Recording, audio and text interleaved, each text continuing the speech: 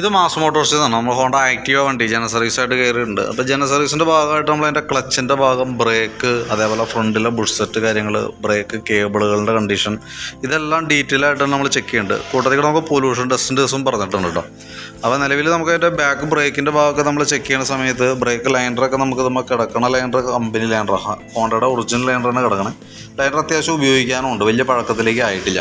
അപ്പോൾ ശരിക്കും പേപ്പറൊക്കെ ഇട്ടൊന്ന് വാട്ടർ പേപ്പർ ഇട്ടൊന്ന് പിടിച്ച് ക്ലീൻ ആക്കിയിട്ടൊന്ന് റീസെറ്റ് ചെയ്യാം. ബ്രേക്ക് ക്യാമൊക്കെ ഫുൾ ടൈറ്റാണ്, നല്ല രീതിയിൽ ടൈറ്റ് കാണിക്കുന്നുണ്ട്. അപ്പോൾ അത് നമുക്കൊന്ന് അഴിച്ച് ഗ്രീസിങ് നടത്തി റീസെറ്റ് ആക്കാം. പിന്നെ നമുക്ക് എയർ ഫിൽറ്ററിൻ്റെ ഭാഗമൊക്കെ നോക്കണുണ്ട്. എയർ ഫിൽറ്റർ നമുക്ക് ഇപ്പോൾ തീരെ മോശം എന്ന് പറയാവുന്ന ഒരു കണ്ടീഷനിലേക്ക് ആയിട്ടില്ല. എയർ ഫിൽറ്ററിനും പ്ലഗിനും വലിയ പഴക്കമായിട്ടില്ല. നമുക്ക് ട്യൂൺ ചെയ്താൽ തന്നെ നമുക്ക് ട്യൂണിങ് നടത്തി കഴിഞ്ഞാൽ പൊല്യൂഷൻ പാസ്സാവേണ്ടതാണ്. നമുക്കത് റെഡി ആയില്ലെങ്കിൽ മാത്രം അതിനെ പറ്റിയിട്ട് ഡീറ്റെയിൽ ആയിട്ട് നമുക്കൊന്ന് ചെക്ക് ചെയ്യാം.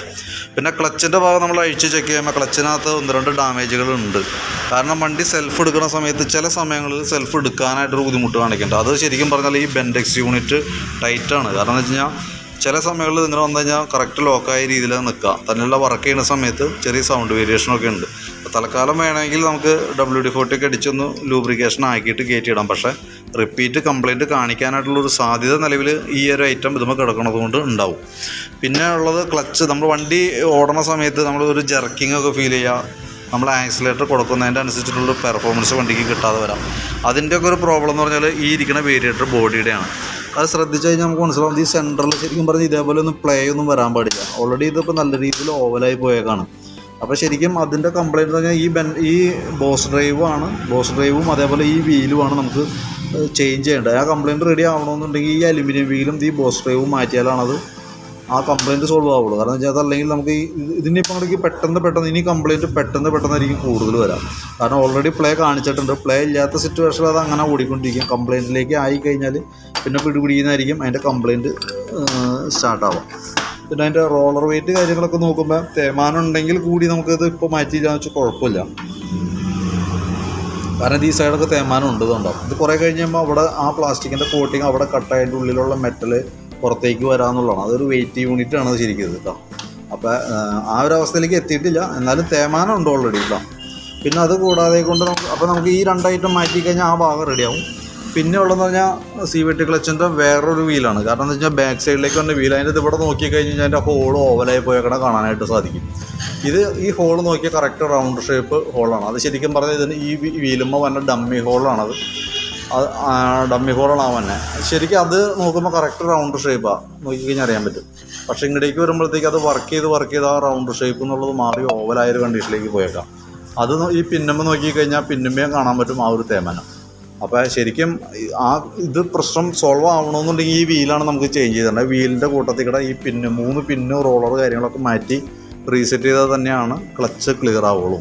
കാരണം ക്ലച്ചിനകത്ത് ഇപ്പോൾ അത്യാവശ്യം ക്ലച്ച് വർക്ക് റിപ്പയറിങ്ങിൻ്റെ ടൈം ആയിട്ടുണ്ട്. കാരണം അതനുസരിച്ചിട്ടുള്ള കംപ്ലയിൻസുകളാണ് ഈ കാണിച്ചേക്കണം കേട്ടോ. ഈ വീലുമ്പം സ്റ്റെപ്പ് എന്ന് വെച്ചാൽ ആ റോളർ കിടന്ന് ഓടിയിട്ടുള്ള സ്റ്റെപ്പ് ഇതുമ്പോൾ ഉണ്ട്. ഇത് തൽക്കാലം ഇപ്പോൾ ഓൾറെഡി മാറ്റിയില്ലെങ്കിൽ കൂടി ഈ വീല് എമർജൻസി ആയിട്ട് മാറ്റിയിടേണ്ടതാണ്, അത്യാവശ്യമാണ് കേട്ടോ. കാരണം അതല്ലാന്നുണ്ടെങ്കിൽ നമുക്കത് ആ ബെൽറ്റ് വർക്ക് ചെയ്യുന്നത് 100% പെർഫെക്ഷൻ കിട്ടാത്തൊരു സിറ്റുവേഷൻ വരും. അത് പിന്നീട് നമുക്കൊരു കംപ്ലയിൻറ്റിലേക്ക് പോകാനായിട്ടുള്ള സാധ്യതയുണ്ട്. പിന്നെ ക്ലച്ച് ഔട്ടർ യൂണിറ്റിന് വേറെ പ്രോബ്ലം ഒന്നുമില്ല. അതൊക്കെ ഒന്ന് നമുക്ക് പേപ്പർ ഇട്ടൊന്ന് ക്ലീൻ ചെയ്ത് റീസെറ്റ് ചെയ്താൽ മതി. പിന്നെ അതേപോലെ തന്നെ ഈ ക്ലച്ച് ഷൂ അത് നിലവിലും അത്യാവശ്യം ഉപയോഗിക്കാനുണ്ട്, വേറെ പ്രോബ്ലം ഒന്നുമില്ല. അതിൻ്റെ പിന്നൊക്കെ ഒന്ന് ഗ്രീസ് ചെയ്താൽ, അതിൻ്റെ പിന്നെന്ന് പറയുമ്പോഴത്തേക്കും തീ വന്ന ഭാഗമൊക്കെ ഹീറ്റ് ആകുമ്പോൾ അത് കുറേ കഴിയുമ്പോഴത്തേക്കും ടൈറ്റ് കാണിക്കും. അപ്പോൾ അതൊക്കെ ഒന്ന് ക്ലീനാക്കി റീസെറ്റ് ചെയ്ത് കയറ്റി കഴിഞ്ഞാൽ ക്ലച്ചിൻ്റെ ഭാഗം ഓക്കെ ആവും.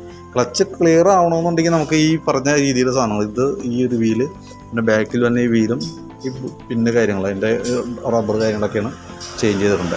ബെൻഡെക്സ് യൂണിറ്റിൻ്റെ കേസ് നോക്കിയിട്ട് പറയാം. ആ കംപ്ലയിൻറ്റ് നിങ്ങൾക്ക് ഓൾറെഡി മുമ്പ് ഫേസ് ചെയ്തിട്ടുണ്ടാവാം. ഓൾറെഡി ജോബ് കാർഡിൽ കംപ്ലയിൻറ്റ് രജിസ്റ്റർ ചെയ്തിട്ടില്ല, പക്ഷേ ഞങ്ങൾ ചെക്ക് ചെയ്യുന്ന സമയത്ത് ഓൾറെഡി കംപ്ലയിൻറ്റ് കാണുന്നുണ്ട്. അതുകൊണ്ടാണ് ഈ കംപ്ലയിൻറ്റുകൾ നിങ്ങളുടെ ശ്രദ്ധയിലേക്ക് പെടുന്നത് കേട്ടോ. പിന്നെ ഉള്ളതാണ് ബെൽറ്റിൻ്റെ കണ്ടീഷൻ. ബെൽറ്റ് സെൻറ്റർ പോർഷൻ നോക്കുമ്പോൾ ഫുള്ള് പൊട്ടിയിട്ടാണ് ഇരിക്കുക. ഇതെപ്പോൾ വേണമെങ്കിലും പൊളിയാവുന്ന ഒരു കണ്ടീഷനിലേക്കാണ് ബെൽറ്റിൻ്റെ സിറ്റുവേഷൻ ഇപ്പോൾ നിൽക്കുന്നത് കേട്ടോ. അപ്പോൾ അതൊക്കെ എല്ലാം ഉൾക്കൊള്ളിച്ചിട്ടുള്ളൊരു എസ്റ്റിമേറ്റ് നമുക്ക് നോക്കിയിട്ട് പറയാം. അപ്പോൾ വീഡിയോ ഒന്ന് കാണാം, കണ്ടതിന് ശേഷം നോക്കിയിട്ട് റിപ്ലൈ ഇടാം. ഈ കിക്കറിൻ്റെ ആയാലും ഈ റാച്ചറ്റ് വീലൊക്കെ ഒന്ന് അഴിച്ച് നമ്മൾ ഗ്രീസിങ് നടത്തി റീസെറ്റ് ചെയ്യും. എൻജിൻ ഹെഡിൻ്റെ ഭാഗത്തേക്ക് വരുമ്പോഴത്തേക്കും ഇവിടെയും ലീക്കേജ് ഉണ്ട്. ആ ഗ്യാസ്കറ്റ് ലീക്കായിട്ട് ഓയിൽ ലീക്കായേക്കുന്നതാണ് ഈ ഭാഗത്ത് വന്നേക്കണ കംപ്ലയിൻറ്റ്. ഫ്രണ്ട് സൈഡിലേക്ക് വരുമ്പോഴത്തേക്കും ഫ്രണ്ടിലെ ബുഷുകളെല്ലാം തന്നെ ഡാമേജ് ആകും. കാരണം ഞാൻ ഫ്രണ്ടിൽ വരുമ്പോൾ ഈ കുഷ്യൻ്റെ ബുഷൊക്കെ പോയി കിടക്കാണ്. അത് നമ്മൾ ചെറിയൊരു കട്ടർ ചാടിയപ്പോൾ ഫ്രണ്ടിൽ നിന്ന് അടി വന്നത് അതിൻ്റെയാണ്. ഇവിടെ വന്ന പിച്ചള ബുഷാണ് ഈ സൈഡിൽ വരാം. പിച്ചളയും മെറ്റൽ കൂടിയിട്ടുള്ളതാണ്. അപ്പോൾ അതും ഓവറായ ഒരു കണ്ടീഷനാണ് നിൽക്കുക. പിന്നെ ഫ്രണ്ട് ബ്രേക്കിൻ്റെ ഒരു കേബിൾ ലോഡായി നിൽക്കുക. അപ്പോൾ ഈ 2 കേബിൾ ശ്രദ്ധിച്ചാൽ മനസ്സിലാവും. ഈ കേബിളിന് വെച്ചിട്ട് ലെങ്ത്ത് കൂടുതലും ഈ കേബിളിന് ലെങ്ത്ത് കുറവും. അത് ഞാൻ ലെങ്ത്ത് കുറവ് നിലവിൽ വന്നേക്കണമല്ല, ഔട്ടർ വലിഞ്ഞേക്കണ പറഞ്ഞാൽ ഈ ഒരു അവസ്ഥയിലേക്ക് എത്തിയതാണ്. അപ്പോൾ അതിൻ്റെ ഒരു പിടുത്തം ഫ്രണ്ട് ബ്രേക്കിനും നമുക്ക് അത് അനുഭവപ്പെടും. അത് മാറ്റിയിട്ടില്ല എന്നുണ്ടെങ്കിൽ ഫ്രണ്ട് വീലാണ് ഇങ്ങനെയൊക്കെ ഓടിച്ചുകൊണ്ട് നടക്കുന്നത് റിസ്ക്കുമാണ്. പിന്നെ ബാറ്ററിയുടെ ഭാഗം കൂടി നമ്മളൊന്ന് ചെക്ക് ചെയ്ത് പോകുന്നുണ്ട്. ബാറ്ററി നമുക്കിത് ഇരിക്കണം മിൻറ്റാന്ന് പറഞ്ഞ കമ്പനിയുടെ ബാറ്ററിയാണ്. അപ്പോൾ അതിൻ്റെ വോൾട്ട് ചെക്ക് ചെയ്യുമ്പോൾ 12.65 വോൾട്ട് കാണിക്കുന്നുണ്ട്. 12 വോൾട്ട് എന്ന് പറയുമ്പോൾ അത്യാവശ്യം നമുക്ക് നല്ല വോൾട്ട് കിട്ടുന്നുണ്ട്. ബാറ്ററി ഞാൻ ടെസ്റ്റിലേക്ക് കൊടുത്തിട്ടുണ്ട്. ടെസ്റ്റിലേക്ക് കൊടുത്തേക്കുമ്പോൾ നമുക്ക് കാണിക്കുന്ന വാല്യൂസ് കംപ്ലൈൻ്റ് ആയിട്ടാണ്. അപ്പോൾ സെൽഫിൻ്റെ ഒരു റീസൺ ബാറ്ററിയാണ് കേട്ടോ. ബാറ്ററി ഓൾറെഡി ഡാമേജ് ആയിട്ടാണ് കാണിക്കുന്നത്. എപ്പോൾ വേണമെങ്കിലും സെൽഫ് എടുക്കാത്തൊരു സിറ്റുവേഷനിലേക്ക് വരാം. ഓൾറെഡി ഇപ്പോൾ തന്നെ നമുക്ക് ബെൻഡെക്സിൻ്റെ ടൈറ്റ് കാണിക്കുന്നുണ്ട്. ബെൻഡെക്സിൻ്റെ ഒരു മൂളിച്ചുണ്ട്. കൂട്ടത്തിക്കടെ ബാറ്ററിയുടെ പ്രോബ്ലം കൂടി വരുമ്പോൾ നമുക്ക് അത് സെൽഫ് സ്റ്റാർട്ട് ആവാത്തൊരു കംപ്ലയിൻറ്റ് മേജറായിട്ട് കാണിക്കാൻ തുടങ്ങും. സെൽഫിൻ്റെ പ്രോബ്ലം 100% നമുക്ക് റിപ്പീറ്റ് വരാതിരിക്കണമെങ്കിൽ ബാറ്ററിയും ബെൻഡെക്സും കൂടി ചേഞ്ച് ചെയ്തിട്ടാലാണ് ആ കംപ്ലയിൻറ്റ് പിന്നീട് കാണിക്കാതിരിക്കുള്ളൂ. ഇപ്പോൾ കാണിക്കുന്ന ഒരു പ്രോബ്ലം വെച്ചിട്ട് കേട്ടോ. പിന്നെയെന്ന് പറഞ്ഞാൽ നമുക്ക് ഈ ഭാഗത്തേക്ക് വരുമ്പോഴത്തേക്കും പ്ലഗിൻ്റെ കേസ് പറഞ്ഞിരുന്നു. പ്ലഗും എയർ ഫിൽറ്ററും കൂടി ഒരുമിച്ചാണ് നമുക്ക് ചേഞ്ച് ചെയ്യേണ്ടത്. 2 പ്ലഗും എയർ ഫിൽറ്ററും പുതിയ തന്നെയാണ് കിടക്കുന്നത്. ഈ സെക്കൻഡറി ഫിൽറ്റർ മാത്രമാണ് നമുക്ക് മാറ്റിയിടേണ്ടതായിട്ടുള്ളത്. ശരിക്കും പൊടി കയറി ബ്ലോക്ക് ആയിട്ടുണ്ട്. അതൊന്നും മാറ്റിയിടാം. എഞ്ചിൻ ഓയിൽ മാറുന്ന ടൈമായിട്ടുണ്ട്. അപ്പോൾ ശരിക്കും എഞ്ചിൻ ഓയിലും സെക്കൻഡറി ഫിൽറ്റർ അതേപോലെ തന്നെ കാർബറേറ്ററൊക്കെ നമുക്ക് ട്യൂണിങ് ചെയ്തിട്ട് നോക്കാം പൊല്യൂഷൻ്റെ കേസ്. അതിൽ പറ്റില്ലെങ്കിൽ മാത്രം അത് നമുക്ക് നോക്കിയാൽ മതി. പിന്നെ ഫ്രണ്ടിലേക്ക് വരുമ്പോഴത്തേക്കും ആ ബുഷുകൾ, സ്പീഡോമീറ്ററിൻ്റെ ഒരു കേബിൾ പോയിട്ടുണ്ട്, ബ്രേക്കിൻ്റെ ഒരു കേബിളുണ്ട്. ബാറ്ററി ഓൾറെഡി കംപ്ലയിൻറ്റ് ഉണ്ടെങ്കിൽ കൂടി നമ്മൾ ബാറ്ററി അതിനകത്ത് എസ്റ്റിമേറ്റിൽ ഉൾക്കൊള്ളിക്കുന്നില്ല കേട്ടോ. പിന്നെ ഫ്രണ്ടിലെ ബ്രേക്കിൻ്റെ ലൈനറൊക്കെ ആയാലും പുതിയ ലൈനറാണ്. ഹോണ്ടയുടെ ഒറിജിനൽ ലൈനർ തന്നെ കിടക്കണേ. അത് പുത്തൻ ലൈനറാണ് കിടക്കുന്നത്. അത് നമുക്ക് ക്ലീൻ ആക്കിയിട്ടൊന്ന് റീസെറ്റ് ചെയ്യാൻ മതി. പിന്നെ ഫ്രണ്ടിലത്തെ ടയർ അത്ര പെർഫെക്റ്റ് ഒന്നുമല്ല. ഒരു സൈഡ് തേയ്മാനം കൂടുതലായിട്ട് കാണുന്നുണ്ട്. അതിൻ്റേതായിട്ടുള്ള ചെറിയൊരു ഹാൻഡിൽമ ബലം അനുഭവപ്പെട്ടേക്കും. പിന്നെ ഉള്ളതാണ് ഈ ക്ലച്ചിൻ്റെ ഭാഗത്തേക്ക് വരുമ്പോൾ belt, variator body, boss drive, ഈ വീലുകൾ കേട്ടോ. അപ്പോൾ ഇതെല്ലാം ഉൾക്കൊള്ളിച്ചിട്ട് ഒരു എസ്റ്റിമേറ്റ് നോക്കിയിട്ട് പറയാം. അതേപോലെ ഹെഡിൻ്റെ ലീക്കിൻ്റെ കേസും അത്യാവശ്യം. ഇപ്പോൾ നമുക്ക് ജനറൽ സർവീസ് എന്ന് പറയുമ്പോൾ നമ്മൾ ഈ അഴിച്ചു നോക്കിയിട്ട് ഈ കാണുന്ന കംപ്ലയിൻറ്റ്സ് കൃത്യമായിട്ട് നിങ്ങളുടെ മുമ്പിലേക്ക് എത്തിക്കേണ്ടത്. ഇന്ന പാർട്സുകൾ ഡാമേജ് ഉണ്ട് എന്നുള്ള കേസ്. ഇനി നിങ്ങൾ പറയുന്നതിൻ്റെ അനുസരിച്ചിട്ടാണ് നമുക്ക് ആ വർക്ക് കംപ്ലീറ്റ് ചെയ്യാൻ പറ്റുള്ളൂ.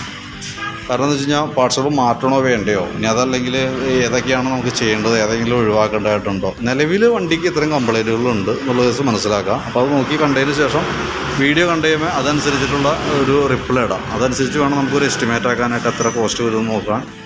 എന്നിട്ട് വേണം നമുക്ക് വർക്ക് കംപ്ലീറ്റ് ചെയ്യാനായിട്ട്. അപ്പോൾ നോക്കിയിട്ട് അത്രയും പെട്ടെന്ന് നോക്കിയിട്ടൊന്ന് പറയുകയാണെങ്കിൽ അതനുസരിച്ച് നമുക്ക് വർക്ക് അതിൻ്റേതായ ഫാസ്റ്റായിട്ട് നമുക്ക് ചെയ്യാനായിട്ട് സാധിക്കും.